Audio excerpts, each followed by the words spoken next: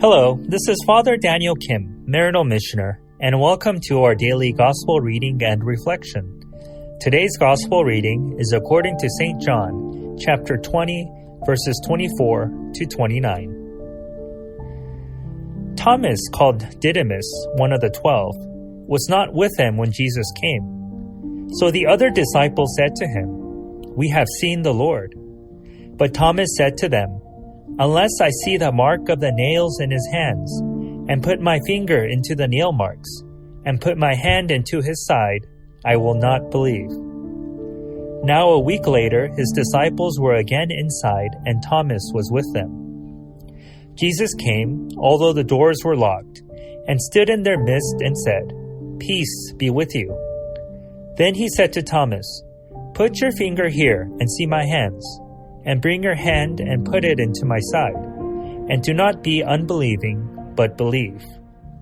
Thomas answered and said to him, "My Lord and my God."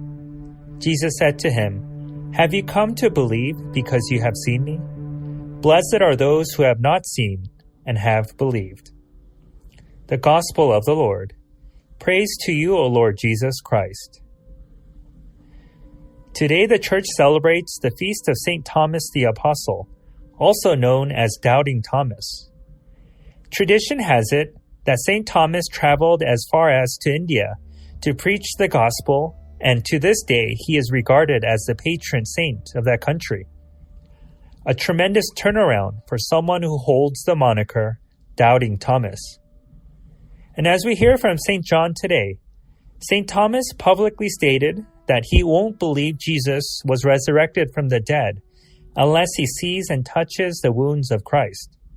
Auspiciously for him, he was provided with the opportunity to do just that.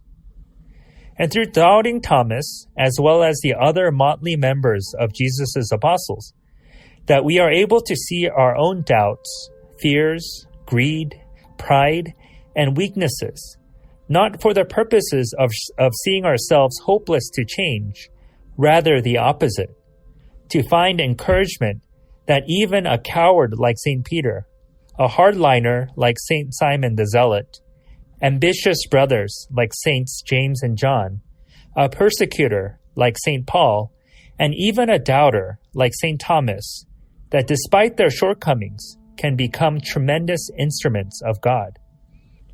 If they can do it, regardless of our own disjointedness, we can do it as well.